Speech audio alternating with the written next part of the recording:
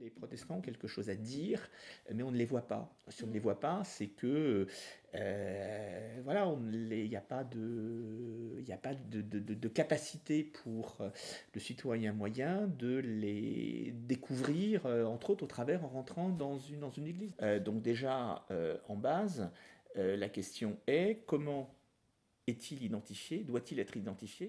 Moi, j'estime que dans d'autres républiques, alors pour le coup, c'est aussi une expression de la laïcité, chacun a un droit de visibilité et égalité autour d'un espace public. Le temple, il est inscrit dans un urbanisme, il a une certaine forme de lisibilité, d'identité, d'expression, etc.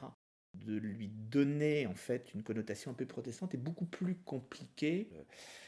Parce que je pense qu'il n'y a, a pas de réponse unique, il y a plusieurs réponses.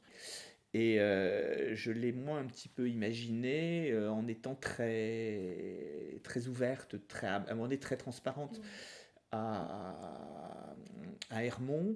J'étais parti d'une forme assez simple et en disant une main, alors, en disant la main de Dieu est venue se poser, on l'a ouvert, alors c'est une forme d'oreille, etc. Il y a une relation extérieure-intérieure qui est importante, c'est-à-dire qu'il y a une certaine forme d'intimité quand on est à l'intérieur, mais une certaine forme de perception de ce qui se passe à l'intérieur depuis l'extérieur.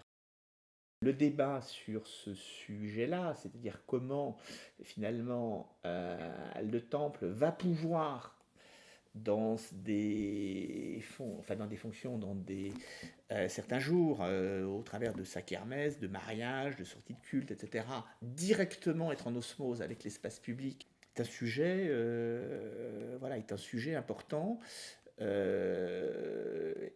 en tout cas, j'essaie de faire en sorte de vraiment conserver une certaine intimité intérieure, mais qui est presque un entonnoir pour inciter en fait à y rentrer. Mais c'était peut-être pas évident il y a 30 ou 40 ans où beaucoup de lieux protestants se sont construits avec un très grand anonymat, une certaine forme de discrétion. On m'a proposé d'aller en Corse pour, comme ça, donner quelques idées justement sur cette problématique d'identité de quelques lieux disséminés à travers la Corse. Je ne savais même pas qu'il y avait une paroisse protestante en Corse. Ça prouve bien que il y a une communication qui commence à faire ses fruits. Donc ça, c'est une assez grande satisfaction.